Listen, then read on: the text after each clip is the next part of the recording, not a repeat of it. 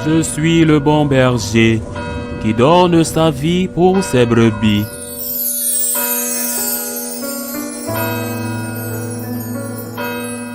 En ce temps-là, Jésus disait à ses disciples, « Je vous le dis, si votre justice ne surpasse pas celle des scribes et des pharisiens, vous n'entrerez pas dans le royaume des cieux. Vous avez appris qu'il a été dit aux anciens, « Tu ne commettras pas de meurtre. » Et si quelqu'un commet un meurtre, il devra passer en jugement. Eh bien, moi je vous dis, tout homme qui se met en colère contre son frère devra passer en jugement. Si quelqu'un insulte son frère, il devra passer devant le tribunal. Si quelqu'un le traite de fou, il sera passible de la géhenne de feu. Donc, lorsque tu vas présenter ton offrande à l'autel, si là tu te souviens que ton frère a quelque chose contre toi, laisse là ton offrande là devant l'autel, va d'abord te réconcilier avec ton frère, et ensuite viens présenter ton offrande.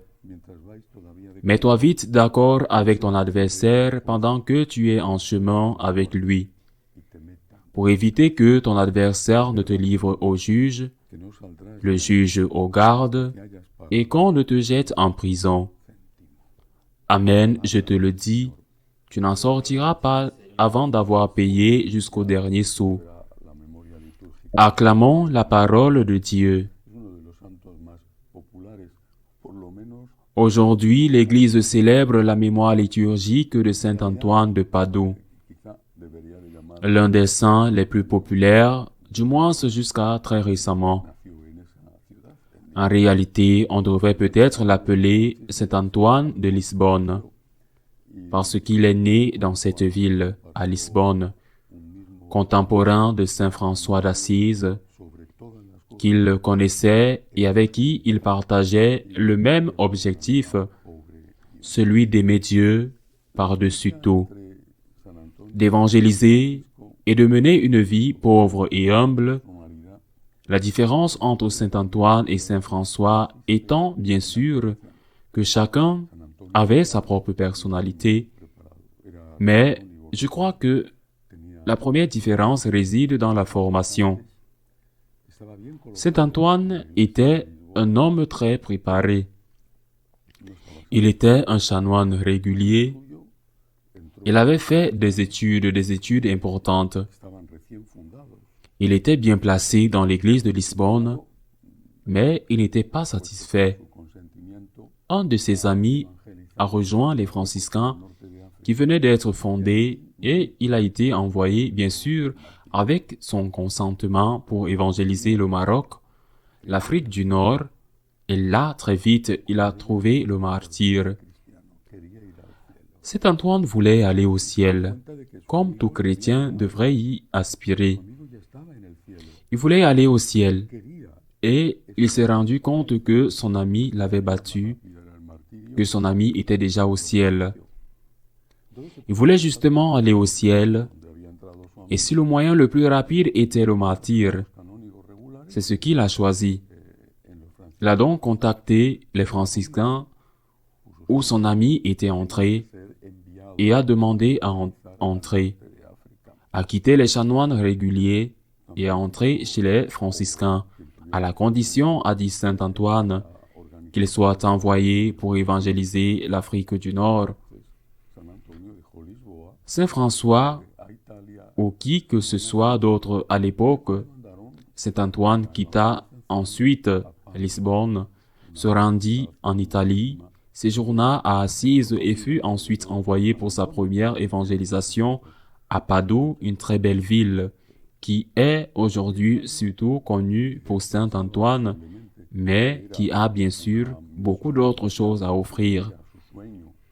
À Padoue, qu'il considérait peut-être comme une première mission avant d'aller mourir martyr, dans son rêve du Maroc, à Padoue, il fut surpris de constater tout d'abord que lui, qui était déjà un magnifique prédicateur à Lisbonne, n'était pas écouté à Padoue.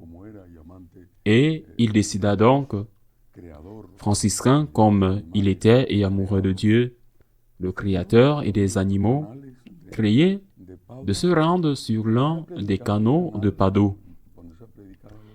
Il commença à prêcher au canal. Il commença à prêcher aux poissons. Son premier miracle se produisit. De nombreux poissons sortirent la tête pour écouter le saint. Les voisins de Padoue, voyant ce miracle, s'intéressèrent à lui et découvrirent qu'il parlait des merveilles. À partir de ce moment, tout changea et il devint un prédicateur extraordinaire, ou plutôt, il était, mais à partir de ce moment, les gens le reconnurent comme tel. Que s'est-il passé? Eh bien, ce succès a conduit les supérieurs de la congrégation à décider qu'ils ne pouvaient pas l'envoyer au Maroc parce qu'une personne d'une telle valeur ne pouvait pas être perdue par la congrégation en tant que martyr. Ce qui est, sans aucun doute, un concept erroné parce qu'on ne perd pas un martyr quand on le gagne, mais on le gagne. Le fait est qu'ils l'ont laissé à Padoue. Il a obéi, et c'est le deuxième enseignement. Vous avez un plan, et Dieu en a un autre. Vous devez accepter le plan de Dieu, même s'il est difficile de le comprendre ou de l'appliquer. Saint Antoine a obéi comme il connaissait la théologie.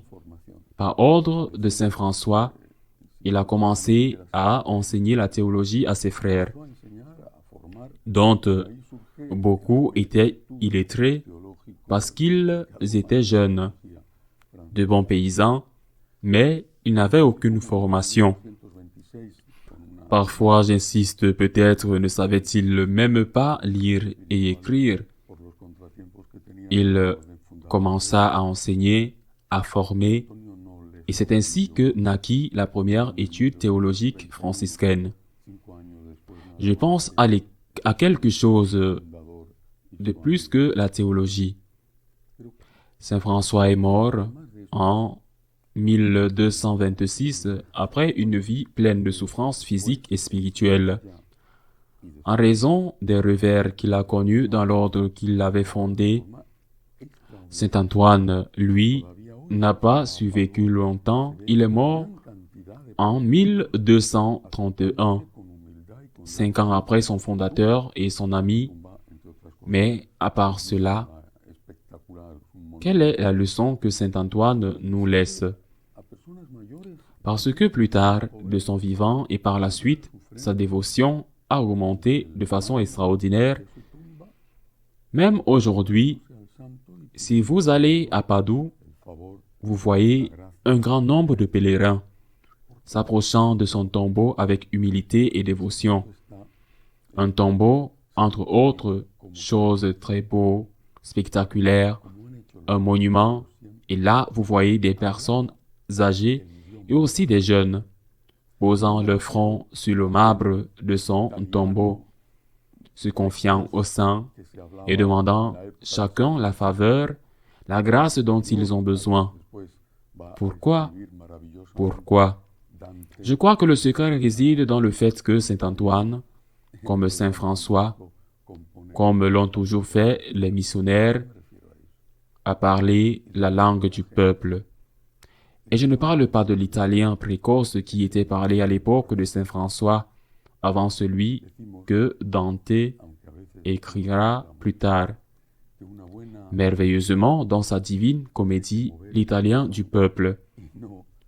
Nous disons, même si nous ne le faisons pas toujours, qu'une bonne homélie doit toucher le cœur et non le siège. Saint Antoine parlait au cœur, comme Saint François parlait au cœur, et il parlait au cœur en utilisant l'argument que son auditeur pouvait comprendre, le langage qui pouvait l'aider à se convertir. Et quel était ce langage? La grâce, c'est-à-dire le miracle, mais aussi l'avertissement, le jugement Est-ce un langage suffisant? Non, c'est un langage de base. Mais cet Antoine avait compris qu'on ne pouvait pas parler théologie, et il le savait avec des gens qui ne savaient pas lire. Il fallait parler le langage de base pour parler un langage supérieur. Quel est le langage de base? L'intérêt et la peur. Quelle est la langue supérieure? La reconnaissance, l'amour, si nous regardons l'Évangile aujourd'hui, nous voyons que Jésus parle le même langage. Il dit par exemple, « Je vous le dis, quiconque se met en colère contre son frère sera poursuivi. » Et il dit, « Si lorsque tu vas présenter ton offrande sur l'autel, tu te souviens que ton frère, qui est ton frère, tu te souviens que ton frère a quelque chose contre toi, laisse ton offrande devant l'autel et va d'abord te réconcilier avec ton frère. Et essaye de faire amende honorable immédiatement pendant que tu es encore en chemin, de peur qu'il ne te livre au juge et que le juge ne te livre aux gendarmes et que tu ne sois mis en prison. Mais il s'avère maintenant que nous, les prêtres, en savons plus que Jésus-Christ. Où se situe Jésus-Christ par rapport à nous? Nous sommes des super-dieux. Il s'avère maintenant que les évêques en général en savent plus que Jésus-Christ et les gens ne les écoutent pas. Ils ne les comprennent pas, mais ils les écoutent et comprennent le peuple, le chef d'une secte qui les trompe, qui leur prend de l'argent, mais qui leur parle dans leur langue. Il y a une langue de base, et Jésus vous dit, et il vous parle dans sa langue. Saint Antoine parlait dans cette langue, Saint François aussi. Quelle est la langue de base? Dieu t'aime et veut t'aider. Il est tout-puissant et peut faire des miracles. Si tu as la foi et que tu lui demandes de l'aide, c'est le langage de Jésus quand il dit « Venez à moi, vous qui êtes fatigués et chargés, et je vous soulagerai. » Mais l'autre partie de ce langage de base, c'est de te dire « Si tu ne fais pas le bien, si tu fais le mal, si tu maltraites ton frère, je te le dirai, si tu maltraites ton frère, je défendrai ton frère. Et donc, bien que je t'aime beaucoup, j'aime aussi ton frère.